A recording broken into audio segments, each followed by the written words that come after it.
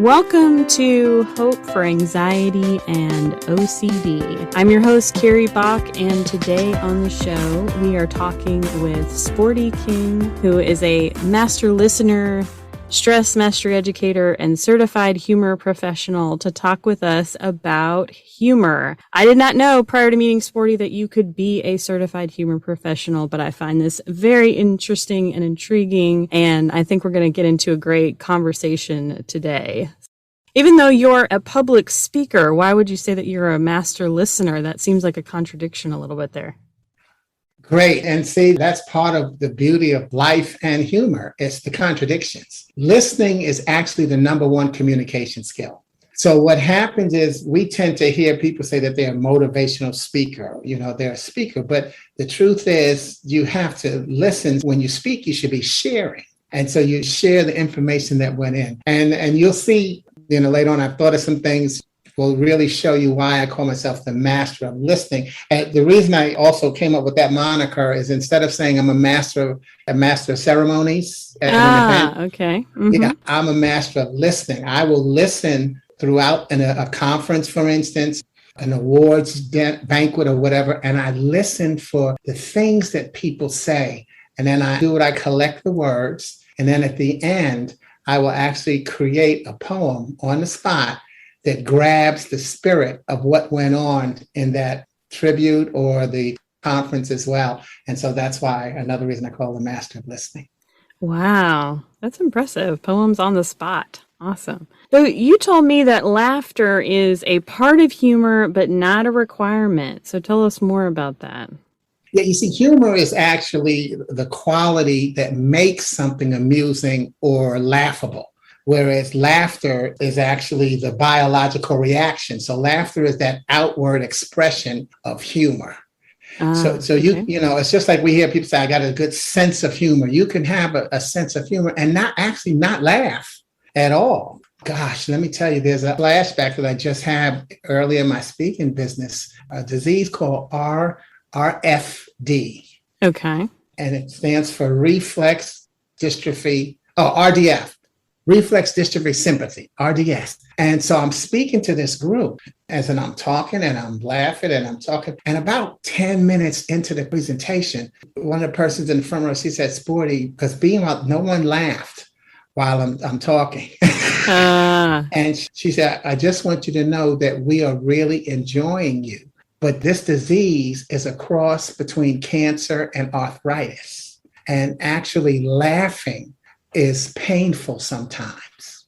Oh, okay. So it gives you another look at when people talk about being speakers. You got to read your audience and go with their mood. You can't always do that because you don't know, someone who you think is looking stoic or uninterested may be the most involved, engaged person in your audience, but you don't know whether they have a disease or what type of trauma they're going through in their life that thinking about. So they may not be responding the way you want them to. So that just, one of the early lessons I got in my speaking career, and I love it.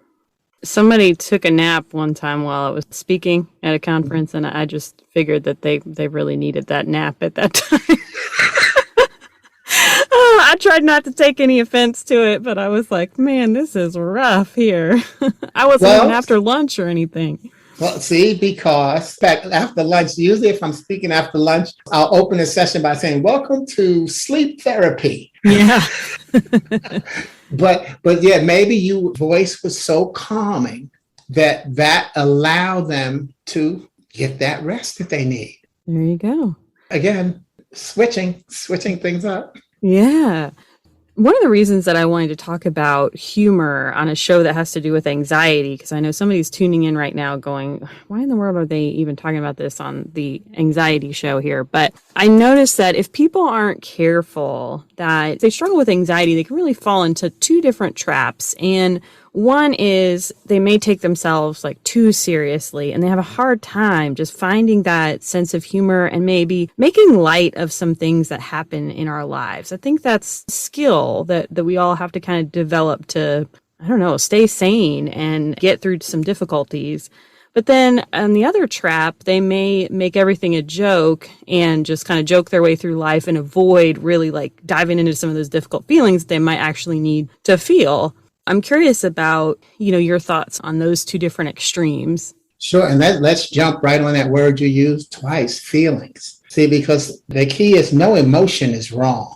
And sometimes we have to recognize that how you feel, you should feel nervous. You should feel anxious. You should feel excited. You should feel glad. You should feel sad. No emotion is wrong. But the key is, how do we choose to then deal with the emotion? Like you say, am I taking myself too seriously? Or am I hiding how I feel with jokes? I see anxiety and excitement as fraternal twins. They both create a reaction in the body of what's about to come and how I'm going to perform. Am I being judged? Of course, we're judging ourselves. All of that is there. We can just as quickly make it trivial. But the same way you say, oh my God, I don't think I'm going to do well. I'm feeling scared. I'm nervous. We can just as easily say, man, I'm excited.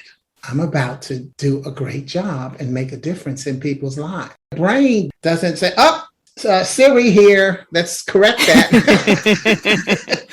You're nervous, you're scared. No, the brain goes with what you tell it.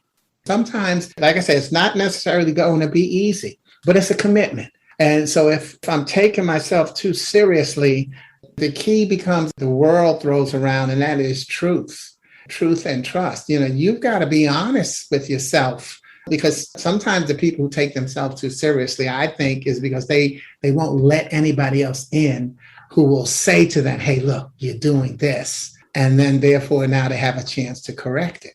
And sometimes humor, requires a certain level of vulnerability because you don't know, like, is the other person going to find this funny? Are they going to get it? Are they, sometimes you're dancing on that line of, are they going to be offended by the joke I just made or something of that nature too? Yeah, I'm a member of, you mentioned my CHP, it's a Certified Humor Professional. I'm a member of an organization called AATH, and it's just the Association for Applied and Therapeutic Humor. We believe in the healing power of laughter, but also in the study of healthy humor. Like you say, when you're wondering how is someone going to react to this, well, flip that coin and how am I going to deliver this? That's good. So for people who use the humor to like hide their feelings, you have any ideas or recommendations about how they might start to shift that a little bit? It's funny because I think when we think about that humor style, for most people, young and old, I think even a lot of young people know Rodney Dangerfield. And that was his style, just totally self-deprecating humor. It's funny where you have to figure out, does he really feel that bad about himself? Or is he aware that sometimes the humor actually can trivialize and cut that anxiety down, make the anxiety know you don't have the best of me. Master of listening, I like to use the English language and massage it, right? So hope is the name of your show, right? Hope is one of I call them my affirmations because they're acronyms that are affirmations. And my affirmation for hope is having overpowered evil. So therefore, if you get into that state where you are, to me, that's how you can laugh in anxiety's face. Oh, no, you can't beat me. See, we can if our problems just cropped up one at a time, we have no problem. We can beat them one at a time. Sure. That makes sense. Yeah, the challenge is when they come in droves and then we think that we can't. And so now we back down. I know I went around the field on that, but I take that back to where I'm saying person who's making a joke, that could be a way of standing up to their anxiety and saying, you know what, hey, I'm not going to take it that seriously. I am going to get through this and see things come out in a positive vein for myself. Sure. I know sometimes when you look back on a situation, not when you're in the middle of it and you're anxious and you're in the middle of it and you're worried and you're anxious, it feels so real and like it feels like that bad thing really is going to happen. But sometimes after you've had some time and distance from it and the bad thing didn't happen, you can look back and it can be funny. It's like, oh, wow, I can't believe I was so worried. I was so convinced that thing was going to happen. And actually, it just never happened. Self-fulfilling prophecies. When we decide bad is going to happen, we just need to wait for it to catch up. Mm-hmm. Even if you look at comedians, the best jokes are the truths. They don't make a lot of those things up. Sure. Yeah, absolutely. You are also work with people who are, coming back from deployments or getting ready to go on a deployment with the military. And that's some of where you use the stress mastery education. I'm curious, how do you help people use humor to help master their stress? My form of using it is similar to what I did with the hope thing. I call it controlling your vocabulary rather than allowing your vocabulary to control you. See, if we can put all of the stuff together that I talked about, the AATH, stress mastery, the affirmations, control your vocabulary. And if you decide that I'm going to have a positive vocabulary, it actually helps you, again, because your brain is going to go with whatever you say. And you tell your brain, hey, we're in a great situation right here. We're not anxious and nervous. We're excited. And in fact, one of the biggest examples, people are afraid of public speaking. They get up there and they say, oh my God, what if I screw up? And what if I knock my notes over? So they come up with all of these reasons and say, no one's going to pay attention. And you could just as easily, and again, I use the word easily, but I never trivialize. You can say, man, when I get up here and I start talking, I am going to knock the shoes off of these people.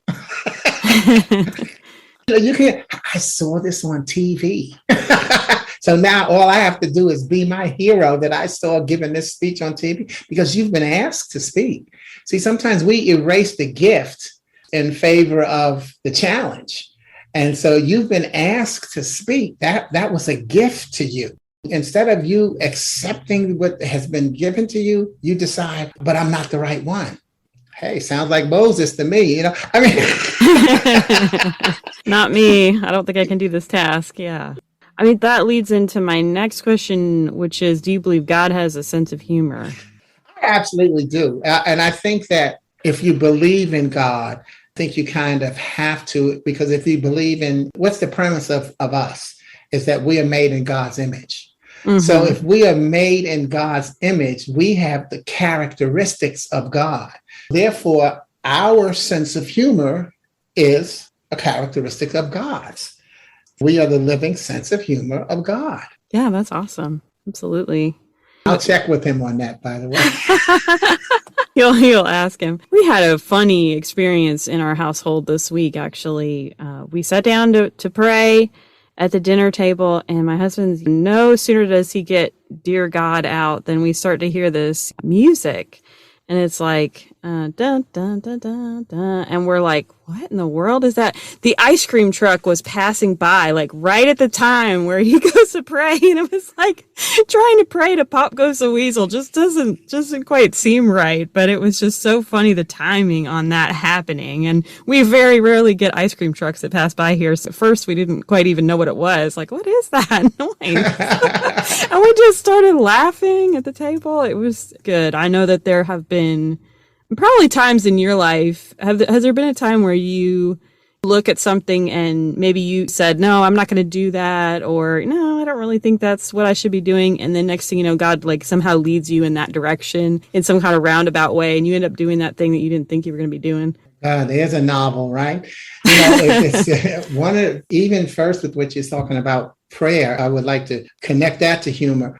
One of the things, like for instance, I was master of listening at an event. It was a fundraiser, and they asked me to do the invocation. I was on the board, and this is way back, and I was known for my zaniness. So I get up to the mic and I say, God, it's me again, Sporty. And my board members, later told me they held their breath and was like, what is he doing? And I said, and I'm glad to say I'm in a room full of other people who you know by first name. Mm-hmm. And see, so there is humor that does not require this crack up laughter. God has the sense of humor. So mm-hmm. you don't always have, I don't believe you always have to have this big reverent prayer to God as much as you have to talk to God and let him know that you know how you feel, because he knows. Sure. So, Absolutely. so pop goes the weasel. Okay, we'll pass the potatoes and share the gravy. Make sure you pray first. That was pretty good for on the fly. There it is. As these things happen in our lives, you've got to see the funny. You don't always have to be funny. You have to see the Mm-hmm. funny. And Yes. so even as you're talking about the one thing, I mean, God, like I said, there's a million things that I said I wouldn't do. In fact, one of them, I'm doing one of them right now. And that is I live in Charlotte. I'm a native New Yorker. Okay. I worked in corporate America 18 years. I worked at the Wall Street Journal. I started as a messenger. And when I retired, I was an advertising sales messenger, advertising sales manager. But the Wow. reason I say that is because while I was there, I said to myself, I'll never leave the Wall Street Journal. Yeah. I'm And going to retire here, huh? yeah, and I'll never leave New York. Well, they transferred me from New York to Maryland when they promoted me to a sales rep. Then they transferred me from Maryland to Chicago when they promoted me as a sales manager. And then when I retired and decided to be an entrepreneur, I moved myself to Charlotte. For somebody, even when I first relocation from New York to Maryland, my boss was so surprised that I was even interested in the position when it was open. When I went in and he was like, really? You would leave New York? That's funny. So that may not be a huge example, but in all of that, what is also where at that time when I started at the Journal, I didn't have a great sense of spirituality to myself. I Mm-hmm. was just living the way I wanted to live. I wasn't reckless or anything, but I didn't really connect. And I think this is sometimes a challenge for people. I didn't really connect to my spirituality till about 38 years old. Wow. And where like we talked about earlier, retrospect, when I was in Maryland, North Carolina was my sales territory. And I stood on a corner in Charlotte and I said, I like it here. I think I'll move here one day. 25 years later is actually when I moved here.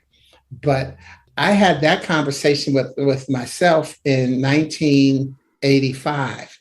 And then so I must have been, probably was 28. And then because it was when I was 38 that I was able to look back and see that was my first conscious conversation with God. And even when I moved to Charlotte in 2010, people said, goodness, you took 25 years? I say, no, I used 25. And again, we Mm-hmm. just Just change changing the words. Yeah. how you look at it. Absolutely. Yeah. That's awesome. I know I was just batting around some different ideas with one of the counselors in our office one day, and we were talking about, I said, I want to do a little bit more than therapy. I'm enjoying what I'm doing, but I think I needed a challenge. I needed something like kind of to keep me more fresh and new. I said, maybe I'll write a workbook, for people with anxiety, or maybe I'll work on some self-help type stuff. And he says, well, why don't you start a podcast? And I was like, a podcast? Like, what? And I was like, no. I was like, I don't know what I would talk about if I started a podcast. And now we're over 50 episodes in. So I guess I didn't run out of thing to talk about. But I look back on that and I think that's God's sense of humor. Like God knew that I was going to end up taking this path and following along here. And I've enjoyed it so much. I enjoy meeting people and talking with them, having all kinds of great conversations. And I learn a lot and other people learn a lot too. So it enriches me and enriches other people. You do it so smoothly. I mean, I love how things reconnect. It takes us right back to what we talked about, where you have to accept the gift. Rather than look at it and, oh, no, I'm not going to write a podcast.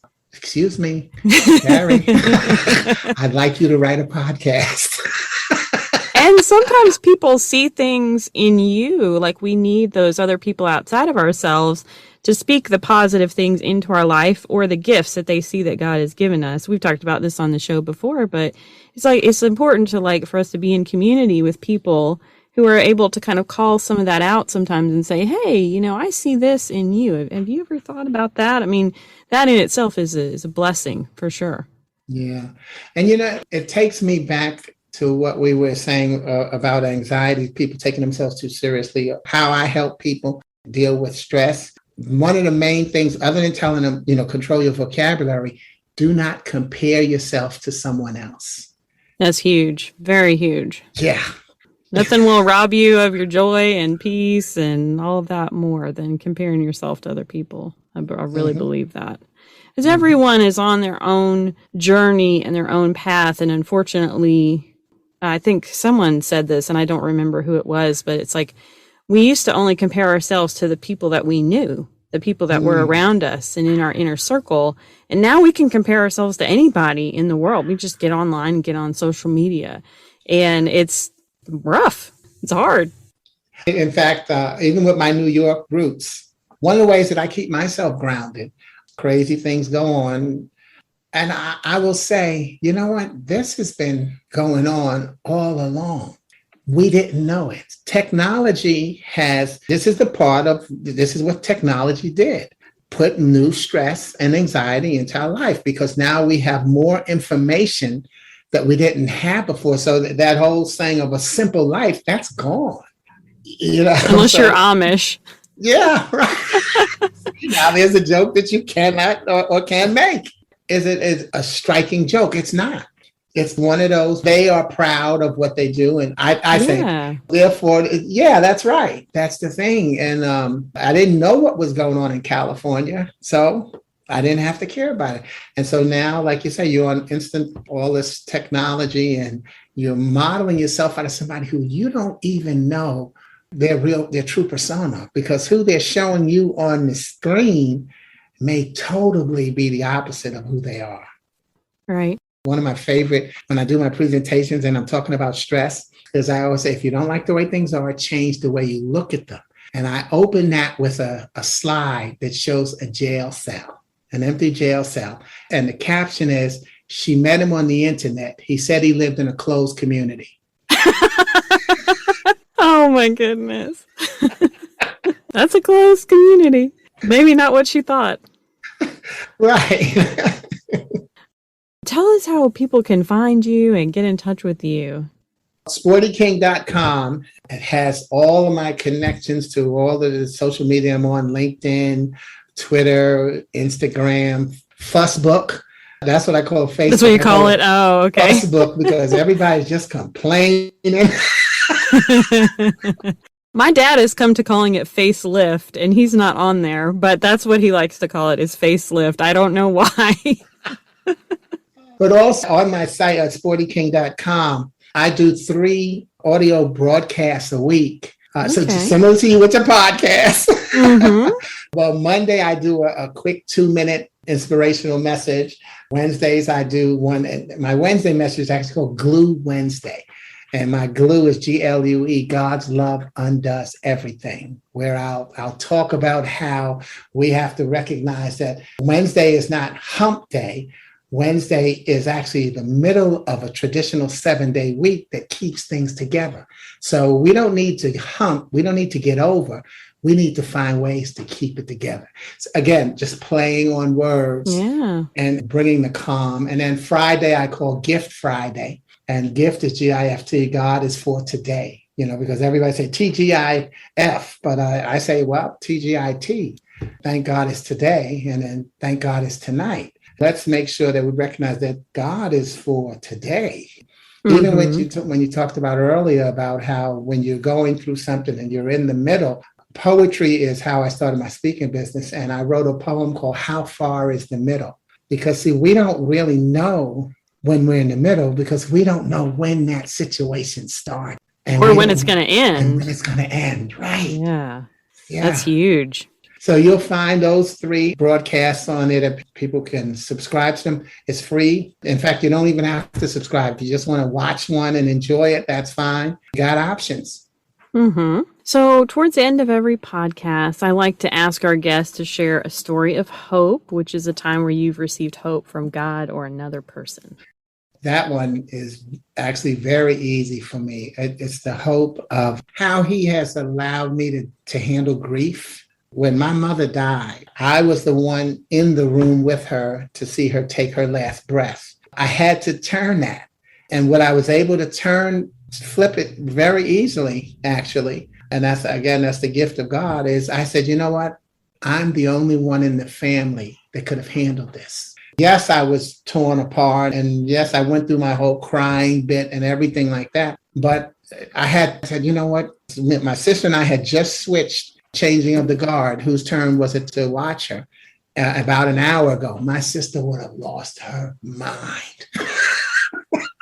Wow. But I had to see that as the gift that God gave me. Even though your listeners can't see it right now, I've got on a shirt that says faith, and faith is FAITH, feeling as if there's hope.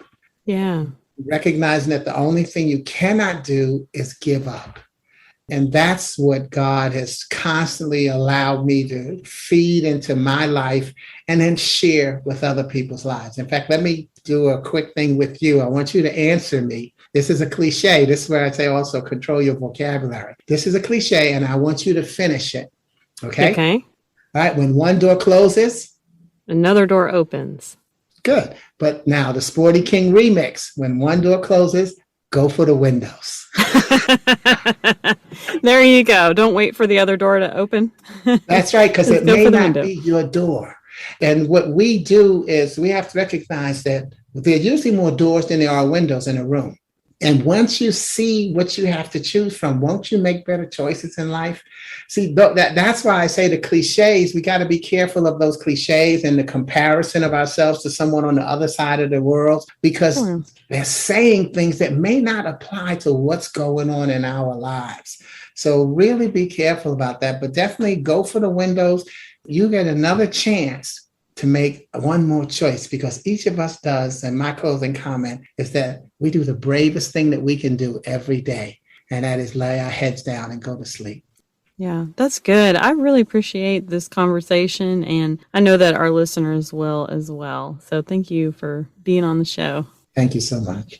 Hope for Anxiety and OCD is a production of By the Well Counseling. Our show is hosted by me, Carrie Bach, licensed professional counselor in Tennessee. Opinions given by our guests are their own and do not necessarily reflect the views of myself or By the Well Counseling. Our original music is by Brandon Mangrum. Until next time, may you be comforted by God's great love for you.